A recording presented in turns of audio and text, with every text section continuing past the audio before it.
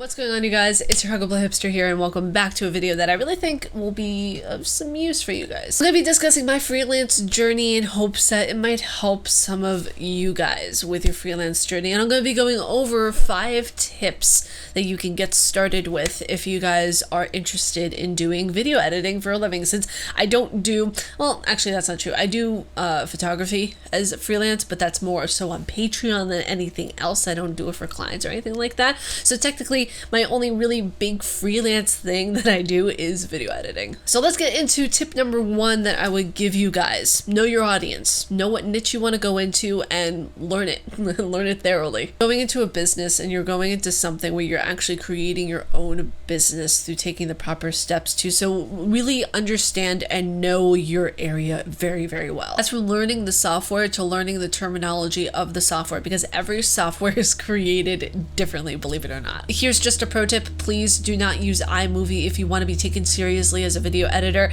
I know it's an editing software that a lot of people use. It's a free download. You can actually get your feet wet a little bit if you guys want to try it out. If you're not good at video editing or you've never done video editing before, that's fine. But please, if you want to be taken seriously, use either Premiere Pro or Final Cut Pro. Those are great softwares that I would highly recommend. No, I'm not sponsored, but I use Premiere Pro on the daily for not just my projects, but all of my clients' projects as well. You just need to learn your software really in depth and very well. That way, if someone does hire you for a project, they want to be like, oh, okay, can you add like a little bit of crossfade over here, or can you make the entire scene over here like a sea foamy kind of green and add a border to the video. That way it kind of looks like cinematic in a way. And you need to know how to do these kinds of things. That way people can ask you on the fly for different stuff. It's actually another thing that you need to know as well. How to do inserts, how to be able to create editor's notes within the video in case something goes wrong and something corrupts or a file saves wrong and you have to like wing it all of a sudden. Tip number 2, niche yourself. Seriously, niche yourself. It'll create more of an audience and more of a clientele base for you to, I was about to say gobble up, that's the wrong word entirely. It will create more of a way for you guys to get clientele easier. But don't niche yourself, and I see this all the time, don't niche yourself to the point of where, let's say for example, you're a photographer and you only do nature photography. You want to be able to have yourself as an expert in all forms of photography. That way if a wedding photographer comes up to you and says, hey, this needs to be shot, can you do this? You'll be able to do it. Personally, I edit everything from sports videos to horror gameplay content, highlight reels, any other kind of gameplay content that people might need. Even there is a market for Instagram videos. I'm not even joking about that. Next up and third on our list is probably the most cumbersome you will ever have to deal with in your entire freelance business journey: how to price your products. It's cumbersome. It really is, honestly. When I started to price my products, I was doing it on the fly.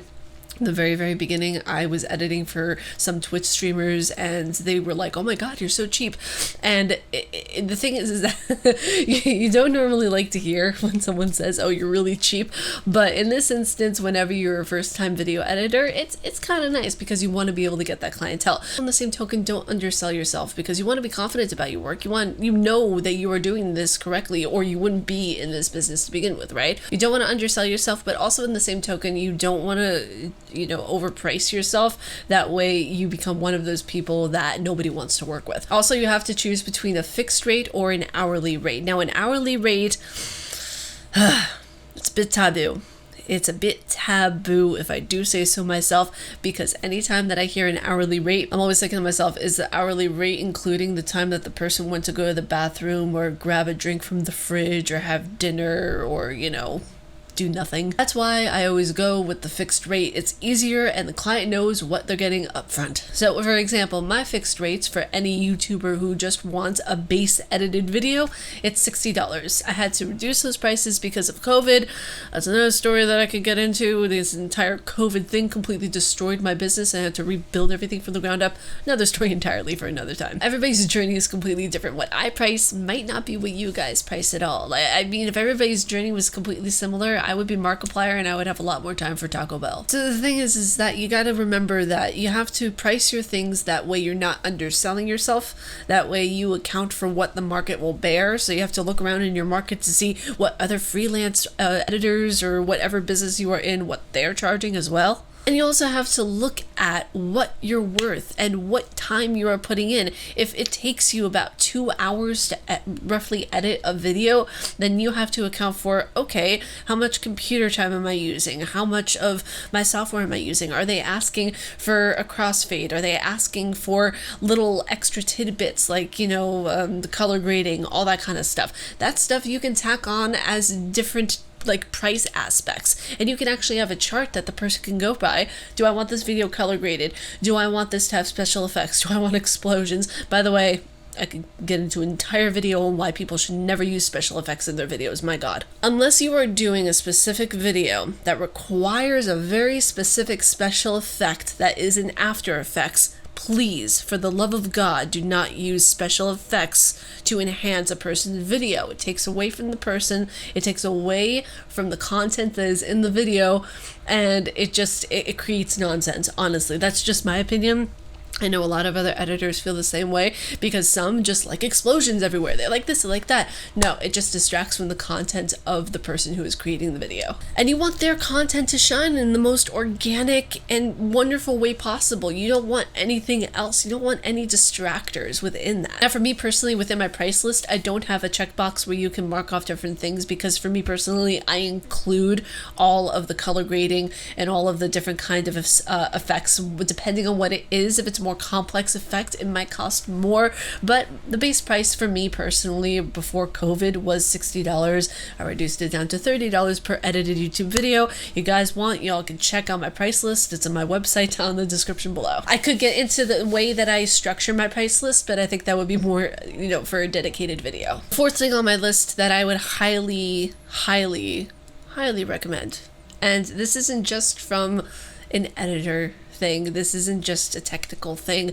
it's a human person-to-person thing. Have empathy whenever you are dealing with your clients. Don't act like you know everything, especially when you're just getting started. Don't act like you know everything, because there will always be somebody better than you. Don't act like everything that you do is the be-all end-all, that you are the best since sliced bread. Do not think that way, or you will be cut out of this business, period. There are a lot of video editors that I see who are just, God, they are so cocky in what they do, and they think that everything that they touch is gold. That's not the case. Have a little bit of humble pie on your side and you will do just fine. Have empathy towards the clients that you do have, because those guys, most likely what they are paying you is part of what will pay your rent, is part of what will pay your food bill. Clients are helping you just as much as you help them. When they give you money and you give them back their project, trust me, it's an absolutely wonderful exchange. It's a wonderful feeling to be able to get that PayPal notification that you got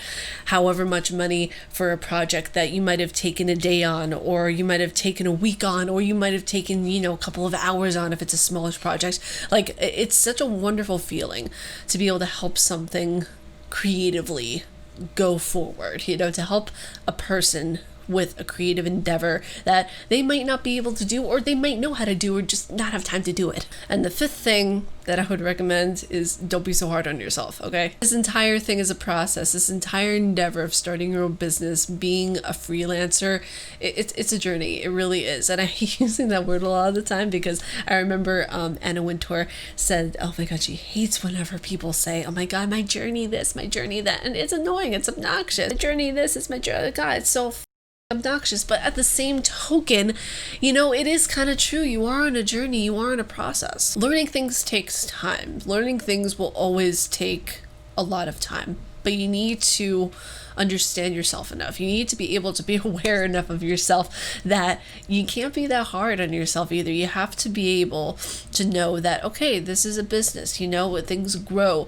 Sometimes it's slower than other times, sometimes it's quicker than other times, but you can't be so hard on yourself when you're first starting. When you're first starting anything, you're going to be at the bottom. That's just how it is. Like, we all started. When I was first starting, I literally had no cred, no street cred whatsoever when I was starting in editing. The first person who I went to I know she'll be okay with me saying her name in the video, was Dobby. Like, she's one of my good friends. She's a Twitch streamer. I'll put her link down in the description below because she's absolutely phenomenal. She does amazing interviews, and before she really got into editing, she needed help with it. She didn't really know how to do a lot of the stuff and everything that I was doing on YouTube, and we had known one another for a little bit at that point, and I was like, hey, do you need, you know, someone to edit your videos? She was the first client I ever had. And then from there, I went and I did cold calls, and I did different kinds of, you know, emails, and I really just literally would direct message friends of mine and be like, hey, do you need an editor? Do you need this? Do you need help with a thumbnail? As I do graphic design for all of my thumbnails, I thought, okay, you know, this is another thing that you can add to the freelance business. You can add graphic design,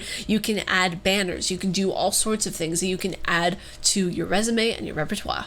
And then my business got to a point of where when I would be just talking with someone about video editing on Twitter, I would get recognized, and people would be like, oh yeah, people who I've never met would be like, oh yeah, I've heard your name thrown around here and there in the community a lot. So you get to a point of where you can actually like build a name for yourself. You can do it, and that's the thing. That's the most phenomenal, mind-blowing thing, is that it's all in your power to do. So don't be so hard on yourself. Create a price list that is basic to the point at first that your clients will get, and you have to communicate your price list. That's the biggest thing of all. Communicating your price list is key at first. That way, if they're really new to you and they don't know you very well, they can understand where you're coming with things. They can understand why you're charging what you're charging. Just communication is key with your clients. Yeah, that's me. That's my freelance tips and advice on what you guys should do and how you guys should approach a lot of this kind of stuff. It's a process. It takes time. Trust me, you guys will get there. It's a very involved process, okay? There's a lot of things that you gotta do. It's just a lot of boring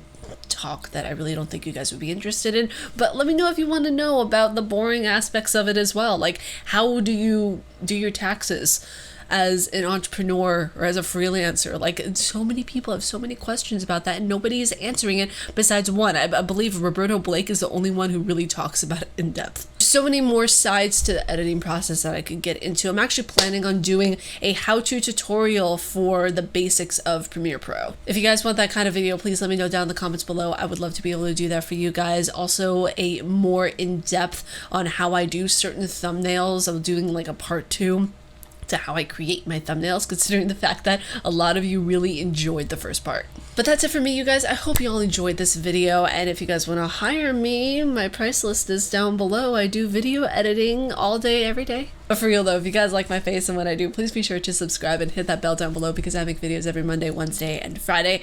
And be sure to stay casually nerdy. I will see you guys in the next video. Peace.